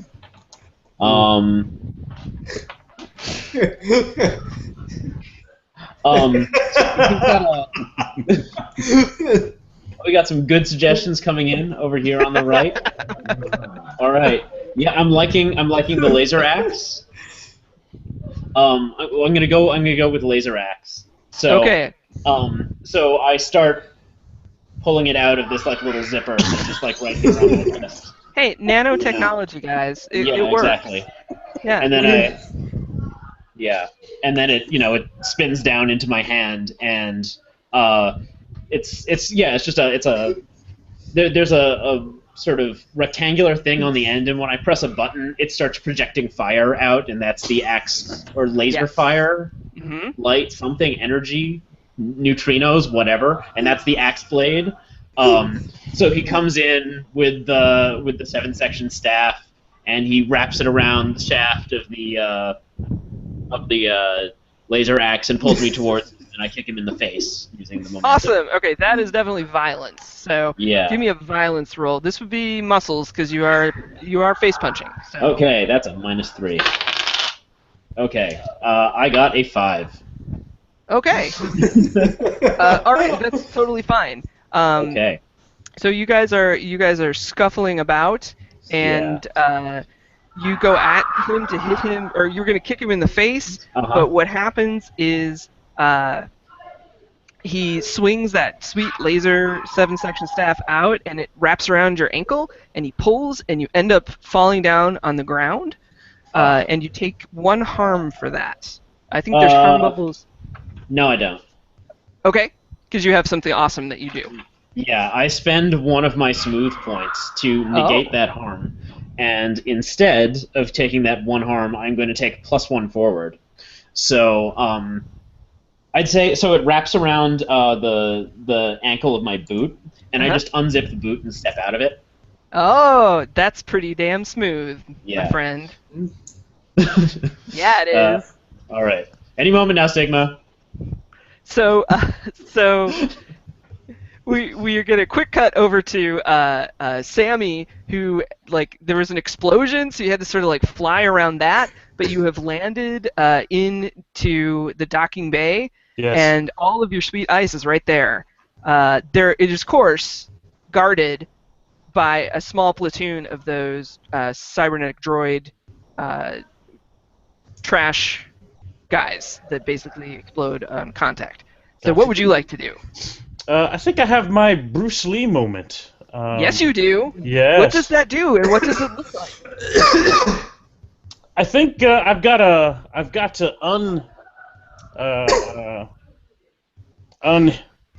my words are gone. I'm thinking the ice is chained down, and I've got to release all those before I can get it hitched and back into the cargo section. So I think I'm hand to hand with a wrench against the drone army as I'm unhitching each of the sections or Take chains. them apart. Yes, on the ice. So is that a specific move, or is that just awesome stuff you're doing? that's awesome stuff I'm doing, but I do have sting like a bee, so I get to use agility instead of muscles if it's melee. Okay, it would be because it's a stunt and it's like a physical stunt, but you're flipping around because this is your Bruce Lee moment. Yes. So go ahead and roll me a agility stunt. We'll see how that goes off. And honestly, that sounds really cool, so I'm going to give you a +1 because it's just awesome. Look at that.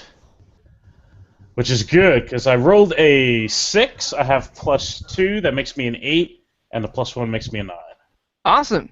Okay, so the stunt is successful, you take 1 forward, but you've left yourself in a precarious position, so you need to choose one of that list. I think I lose something. Okay, what do you lose? I think my wrench that I was attacking with, and I see it as a big, oversized wrench, and I shove it in one of the droids, and I can't get it back out. When it falls back and over, it takes the wrench with it. Right. And so your wrench, oh no, it has been disappeared. But as the droid takes that wrench away from you, you can see over, like, we're getting that sweet, like, over your shoulder shot of, like, where did it go? And a panel pops out of the side of the dock that led to one of those smasher ventilation shafts, and Oberon comes tumbling out in like a super sweet like judo roll kind of thing, but he has a giant gun at the same time, and kindness is now pointed directly into the melee. So give me some sweet kindness action, or whatever you want to do, honestly. Oberon, what do you got? Well, see, there's that moment, because we're describing this all happening simultaneously.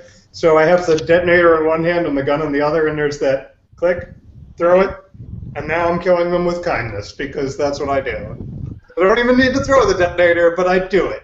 Yes, you do. And, of course, as you do it, things start to explode behind you. Yeah.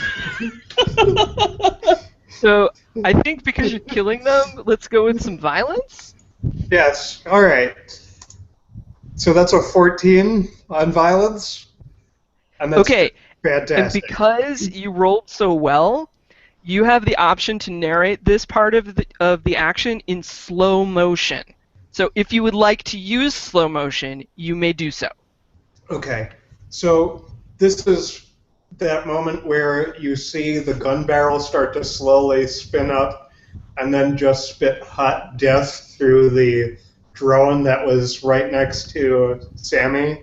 And there's this line of drones just that were running at her and just cutting through them. You watch drone bits go flying off basically at the middle as they're cut in half. And then there's the door at the end where more drones are coming out of, and there's a thunk as a grenade goes right through the door and explodes. And things start going off behind me in towering flames of inferno. Yeah, I mean, we had a stupid budget, and it probably does linger a little bit too long. Hey, we were budgeted for a certain number of explosions. We didn't get to a lot of them in the cantina scene, and now they all have to be in this scene. And if the guy on fire could just kind of wander through here, that would be the best. Yes. In fact, he does. Because we got that fire retardant suit. We're gonna use it as much as possible. All right. So the ice shipment, despite the fact that it is currently surrounded by explosions and fire, is still intact and can be put back on the ship. That's why you pay for that artisanal ice. It's true. Yeah. And we cut back to, of course, the current villain versus Blink fight that's going on. Togar and Blink are trading sweet fight moves, and you are, of course, hindered because you only have one boot on now. Yes. But you're still making it look really sweet. Yes. Because you are the smooth operator. Yeah. So I have to do all of this on one leg. Yes. With the other one like sort of up in the air in a kind of crane stance. And so this is it's not looking good for me anyway. I'm just barely holding him off, and he drives me back towards the big glass window. And of course. Yes. And this is when Sigma comes smashing into the room, and glass flies everywhere, and of course, because we had a really high budget for fight choreography, like Sigma does like a really sweet like tuck and roll and does a kip up like onto her feet, and what do you add to this fight, Sigma? Well, I mean, the window's not there anymore, right? So everything's getting sucked out into vacuum too. It sure is. Yeah, so I was coming in and I had to like shoot out the window a few times first, smash in, I did the kip up, and then I've got a thing in my hand that I slam down into the wall, and it's like a lock that just suctions onto the wall, and I hold onto it as I'm getting pulled out, while with my other hand I reach out to grab Blink and hold onto her. desperately while hoping that the vacuum just grabs Dorgar and throws him into space. Sweet. Yes. So you do all of those things. The only thing I add to that is that Togar has actually grabbed onto the one boot remaining on Blink. So he is holding on to that last remaining boot, and he still has his chain whip in the one hand. And of course, Blink, what would you like to do? All right, so I'm This is frantically. obviously the big.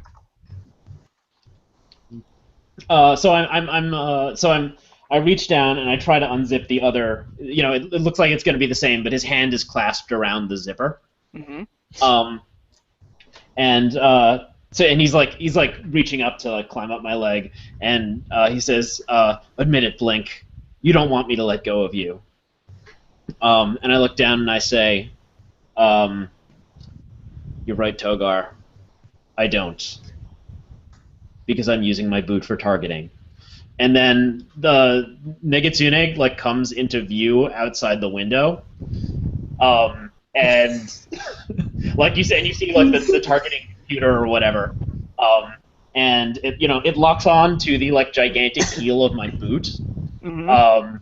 and starts like blazing away with particle beams and so forth at Togar. It absolutely does. I'm going to have you do a stunt roll. You can use agility for that, Or magnetism. or magnetism, because that is your thing. Yes. So go for it. All right. That would be a 10. Awesome. Okay. Everything happens the way that you have described it, and it happens perfectly.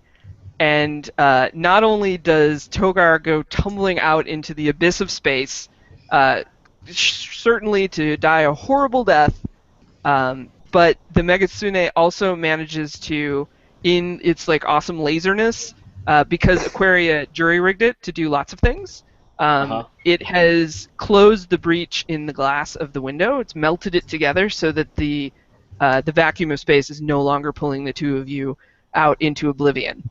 Oh, awesome. And the two, Nice. yes, you two tumble on top of one another in, of course, the sexiest of end poses.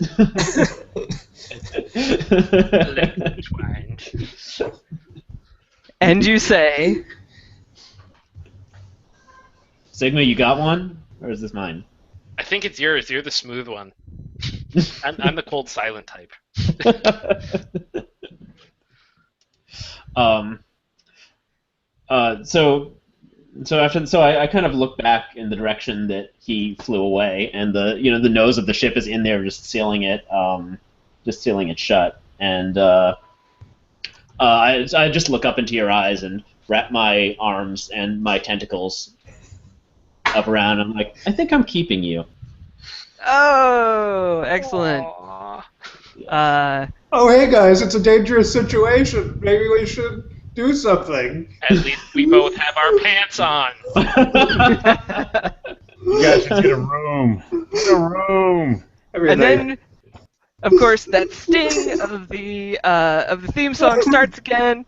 Sweet, sweet foreigner lyrics start going. The credits start to roll, and we of course see the splash across the screen that says,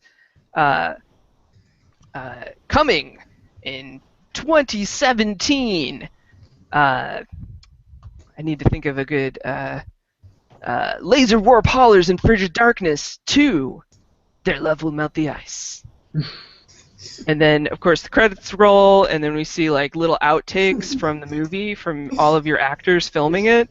So like we see Gunther like fall out of the smasher thing and accidentally like get smashed by one of them.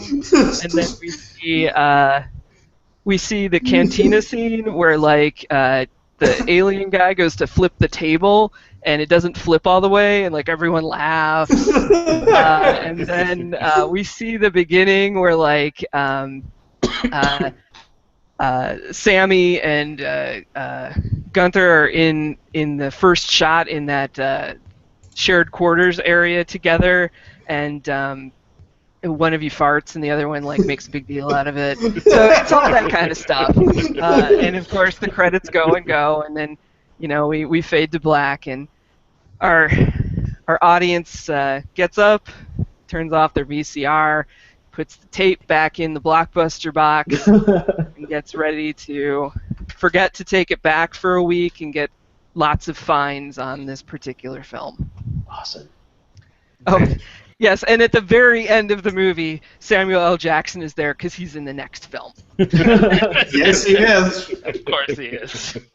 Even darkener is what you guys called it. It's good. I think the guy who's on fire like tumbles into like he tumbles into like a liquid bath, and when he comes out, it's Samuel L. Jackson. I've been keeping an eye on you. Perfect. All right, guys, that was Action Movie World. We made it through Action Movie. Yes, we did. If we were going to play this again with the same group of actors, what would happen is the smooth operator would not be the lead again, because you can't be the lead in 2 movies in a row. So whoever had the most star power accrued over the course of the session or the sessions, because a lot of times these movies would take maybe more than one session to play if you really wanted to like get it all in there. Whoever had the next highest or the most highest star power would then be the lead, and then we'd pick a different script. Right. So instead of being in a sci-fi movie, we'd be in the barbarian movie, which was our second choice. Right. Yes. Awesome. So that is the game. It's fun. Yeah, thank you so much for running. That was awesome. Yeah, was absolutely. wonderful. Yeah, so what I'd like to do now then is actually get to a bit of discussion about the game and about like some of the things that really worked and some of the things that Megan did and the techniques that you used throughout the game that you would call attention to, like things that would help other people to run games in general, or things that are maybe you bring to it that aren't necessarily like in the rules, or that you've come up with through your experience and so on and stuff like that. So, I mean, out of the gate, for me, I was taking notes the whole time. I saw those. One of the things to me actually that I wanted to ask was it's sort of a weird question because it's not always possible, but obviously you have a lot of familiarity with the subject matter, especially in this case, I mean sci-fi subject matter, but also like the action movie genre in general, and so that gave you like a whole language to pull from and draw upon as you were describing stuff, and it was obvious, right? Like there were shots you were describing, the way you were describing them, the way you were talking about stuff. Does that generally mean, do you think, like people, if you're going to run a game, you should seek that out, or is it sort of the inverse where a lot of the times you're going to want to try to run things that you already have that language for already? I don't think that you necessarily need to shy away from things if you don't 100% have like all the knowledge in the world about it. A lot of what I pull from, I mean, this particular game falls kind of solidly in my wheelhouse because I'm a huge fan of action movies and B movies and cult movies. I have a podcast all about that stuff, and so I watch this stuff constantly. So for me, it's easy to do. But in the games that I will GM and that I'll play in, one of the big things that I tend to pull from is my improv background, which basically the big thing of that is saying yes and. So I want to work with people and say yes and to their ideas. So even if I'm not an expert on something, or I don't necessarily know the ins and outs of a genre, most likely the people I'm playing with, all of us collectively can come up with what we want to play in, and everybody will contribute enough of their expertise and knowledge and love and fandom to it that we can come up with something coherent. I do some prep for some games depending on the type of game it is. A lot of times when I create characters, if they're in a real specific historical period or things like that, then I like to be able to have a better knowledge of it because I just feel better about it. But I don't think it should discourage you from playing a game even if it has a strong point of view. Gotcha. I mean, and part of what I would love to hear is why you did pick this game, and it sounds like part of it is because for the time slot that we were doing, for the level of things, we didn't have time to do like a full giant game. We didn't have time to do something terribly complicated. So it sounds like there's an element to that of like, as you said, it is in your wheelhouse.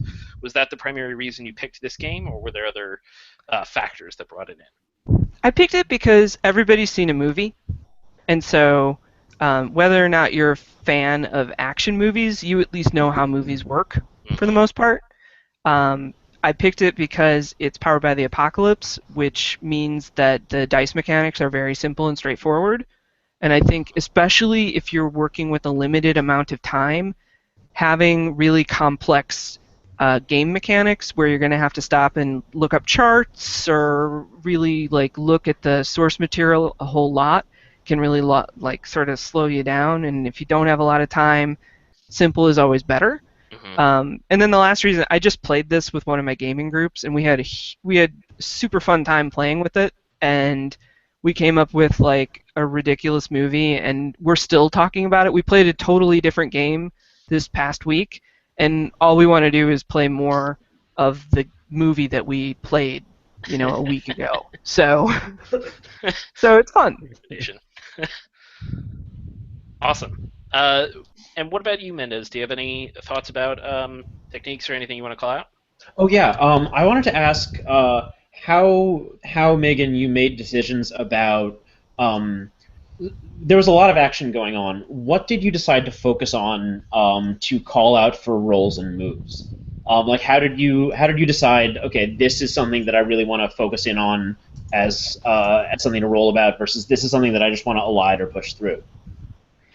I think, especially in this game, because we're playing out an action movie, we don't really need to get bogged down. You don't need to roll to find out if you successfully negotiated buying a drink at the bar. Mm-hmm. It's just not that exciting or interesting. When your characters all are based on, punching and shooting and going kind of gonzo, I wanted to focus more on letting you guys do those sorts of things, because that's where I think the fun was. I also wanted to give you guys some moments, especially because we set it up that you were couples, that I wanted to have the opportunity for, at least one of the couples to have a love scene. Like, I wanted to make sure that we were trying out a lot of different things and that we weren't just, like, oh, well, you punched him in the face. Oh, well, you punched him in the face again. So I was sort of focusing on having the fun be what sort of triggered the rolls to see where our story went from there. Cool. And then, I think one of the things that happens in a lot of Apocalypse Engine games is it kind of depends on your GM who's going to call out what rolls and when, just based on sort of like their own preferences and flavors and such. I don't want rolls to bog down action and fun. I want them to be engaged. I want the mechanics to be engaged with in the appropriate manner, and I want to make sure that I'm asking for rolls when I feel like a roll is necessary. But if it's something that we can kind of agree upon is going to happen, then we don't really need to roll for it, if that makes sense. Cool. Like if there is no uncertainty, there's no reason to roll. Yeah. Right. Yeah. Nice. Yeah. Excuse me. What about you, Jamal? I was fascinated about when you would cut a scene and where you would go to next. Can you talk about what made you decide when to cut scenes? Sometimes it was obvious where we were going next, but a lot of times it gets murky. Some scenes will drag out way longer. One of the actual notes that Ian, who is the writer of this game, made is, you're going to have about 2 or 3 hours to play your game, and the average action movie lasts about an hour and a half to 2 hours. We don't need to play out every minute in real time, is sort of his advice. And so I wanted to make sure when I was cutting things that, like, if we're having a fight, we get it. Like, you guys are the heroes, you're going to prevail, or something is going to happen that you're going to have to deal with, and then we should just move time forward. we could easily have done what's the Quentin Tarantino movie? Hateful Eight. We could have done a Hateful Eight, right? Where we stay in the Right. same scene for like an hour. Right. That might be fun in some games, but we don't necessarily need to do that because I felt like, especially the tropes of action movies, like you're gonna have your big, intro. You're gonna have a problem that comes up. You might have some love scenes. You might have some more action. So I wanted to make sure that we were moving everything forward, both in time and in intention. And then the other thing, too, is I wanted to make sure that our camera was turning so that we saw, if you watch an action movie, even if it's the main fight at the end where it's versus the bad guy, we're still going to cut to the supporting characters to make sure that that part of the plan is happening. So that's what I was trying to do. I wanted to make sure that we had screen time for everybody, even Right. with the main story happening in a certain way. Nice. There was one really good moment of that I noticed in particular I wanted to flag because it was when Blink was fighting Togar and Blink said the line "Anytime now, Sigma," and then you cut over to Sammy, and I was like, and to me that's like this perfect cliffhanger moment, right, where we know the action is incoming, but it's exactly what you're saying. You're cutting over to the supporting character. So I had the same thought as Jay. I wanted to know what you were thinking there. That's Good awesome. stuff.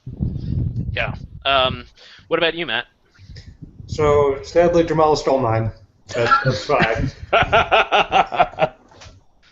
I can tell you one of the things that I really liked and enjoyed was actually the musical cues, because, I mean, that really helps set the scene for, we're watching it is a 80s B-movie science fiction film, and the continued description of adding on to the box art versus, stills that don't actually exist in film it's just great for adding to the setting and the feeling.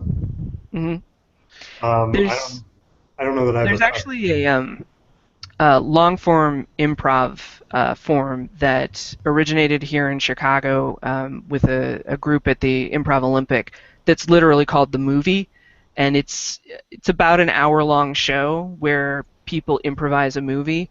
And one of the techniques they'll often do is, even if two characters are on stage and they're having that scene in the movie that's about whatever business it is, people will still come in, they'll pop in, and they'll narrate the direction, they'll narrate the way the camera is, they'll narrate the small details that make it even more of a rich experience to the people viewing it, because we all know that stuff from movies. We watch movies and TV, we consume media all the time, and so having that just little bit, like the box art or the camera shot or the fade or the music, we're used to it. We expect it, and it makes it more, I think, full.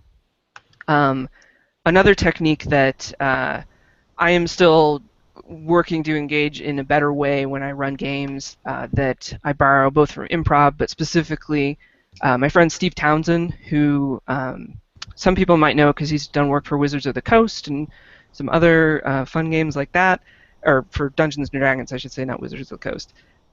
He does a technique called scene painting, which is where you add objects into a scene little by little until you have the full painting of the scene, and then that's when the characters can live within the scene.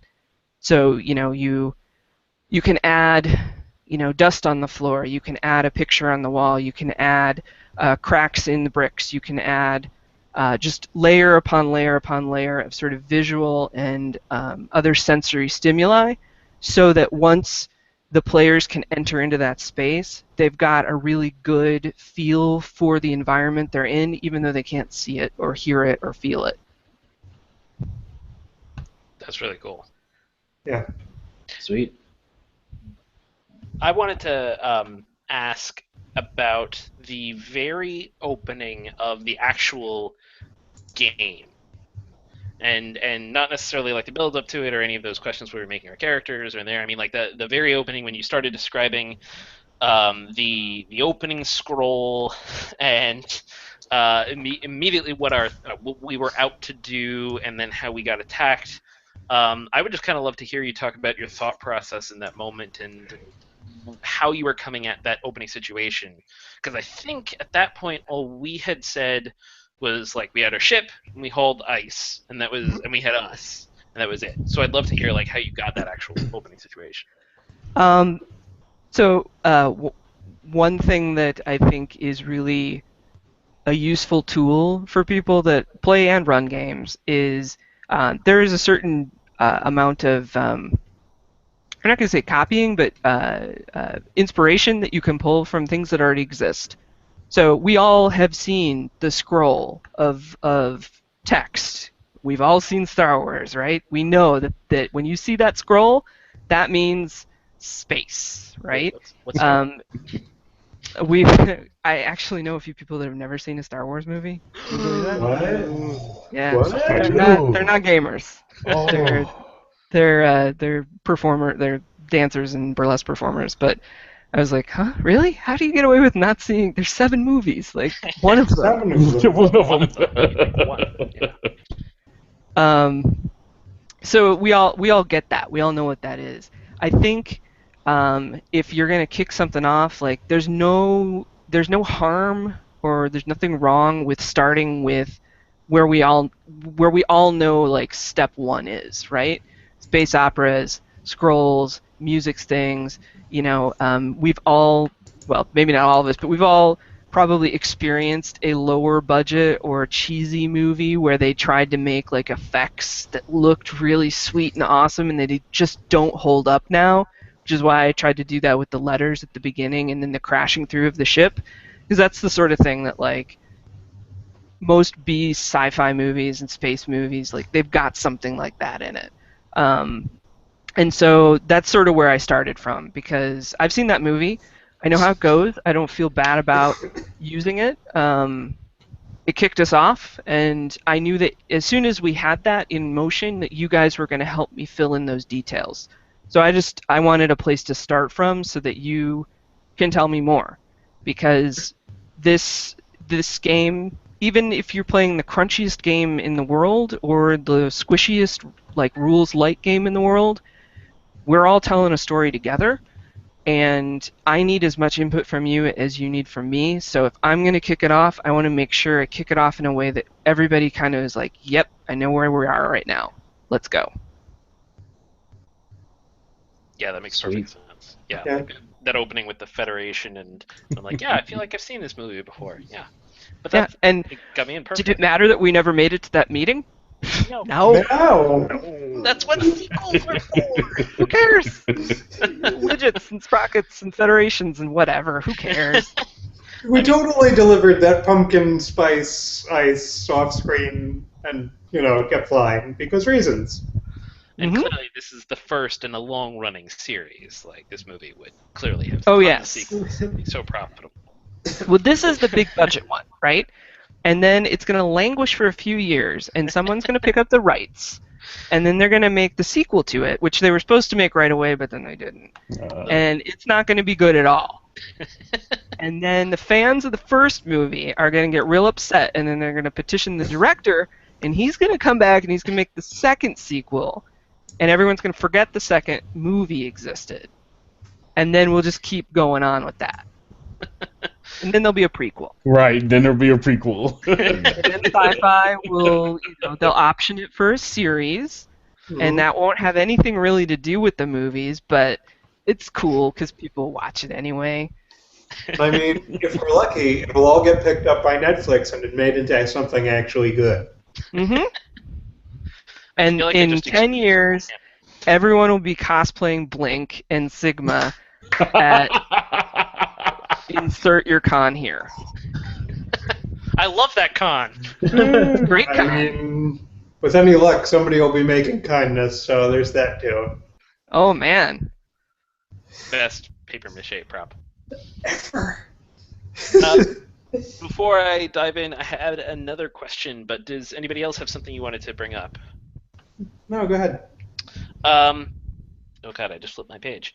So there was one moment in particular, and I mean, I think it's happened a couple times, but the one moment that stood out, and I wrote it down, was I think we were coming out of a scene. First, you reminded us about the killer one-liner move. You reminded us that if we do make a killer one-liner, we should roll the move. Then there was a very momentary pause, and then you fast forwarded, I think, in time, and that's when we got to the cantina scene. I think it was in that transition. And so the two things I wanted to ask about in that were, one, what made you in that moment feel like you wanted to remind us of that move? What was the trigger in your head? Trigger, like moves? What was the trigger that made you want to bring that to our attention? And the other part of it is that briefest of pauses. I'd love to hear you speak a little bit about the pauses and knowing when to let a pause sort of linger or when to be like, great, and so we're gonna go. I'm not gonna let this pause expand any further. I'm not gonna wait for a response. We're just gonna go. So first of all, for the move, what made you say to us in that moment, remember the killer one-liner thing? I wanted to make sure that we remembered that killer one-liner was an actual move because the genre of action movies, especially when you're going gonzo, in the heat of a moment, you can say a killer one-liner inadvertently, or you can think of it while all the action's going on, and then it stops for a second. And you're like, boom, killer one-liner. So I wanted to make sure that we remembered it was an actual mechanic, so that people got the benefit of doing the killer one-liner if it was going to get thrown out there. It's a cool sort of unique move, and it can kind of I think for the most part it really gives people an opportunity to sort of continue action forward. I think even if you get a partial hit, it still gives you a lot of hooks to work with. So I wanted just to make sure that people remembered it, because there's nothing like it in other Apocalypse Engine games that I've run into, and so I just wanted to make sure it didn't get thrown away accidentally. Right. In some ways, it reminds me of the inverse of what you were talking about before, where on the one hand you don't want moves to get in the way, and on the other hand you want to make sure that this move, which we otherwise would have completely ignored, I think, in the heat of the moment, we see it. That's a really good point. Yeah. And then as far as pauses go, I think that as human beings, we feel like it's necessary to fill every moment when we are engaged with people with chatter and noise. And sometimes having a little bit of space, even in a conversation, is good because it clears the decks a little bit. It gives us sort of it's nonverbal punctuation, as you will, right? We have that space, that moment to take a breath, and it also sort of narratively in that moment, I don't know that I intentionally meant to pause, but maybe I did it sort of subconsciously. It gives us a chance to say okay, this scene's done. Let's go to this next thing, and it gives us that break, that edit, that ability to sort of switch gears and change mindsets. And silence, I think, is something that people can be afraid of because it feels awkward, but I sort of like and embrace it, and I think it's fine. But it does sort of take a little getting used to if you're not comfortable just letting things be. I think what I noticed in particular about that moment was there was enough of a pause that it did exactly what you said. It was a punctuation mark right after you'd explained the move, and at the end of that scene, it was that sort of divide, but also the pause was really brief enough that you were able to pick it up immediately and be like, okay, and next scene, because it's an action movie and we need to hit the next scene, and you just dived right into the next thing hard, skipped over the intervening stuff, and got us into the cantina where shit was going down. And so it was like this. Why it stood out to me was it was perfectly modulated to be simultaneously that punctuation mark and divide, and not so much time that, for instance, I, in my need to fill the void with words, would have jumped in and said I do something that would have been disruptive and taken away from that flow into the next scene. Awesome. So anything anybody else wants to call attention to? Just to make sure. Give everybody a chance to speak. All right. Well, thank you so much, Megan, for running. This was awesome and great fun, and I'm really glad I got to play. And Sigma's my favorite. And Well, thanks for having me.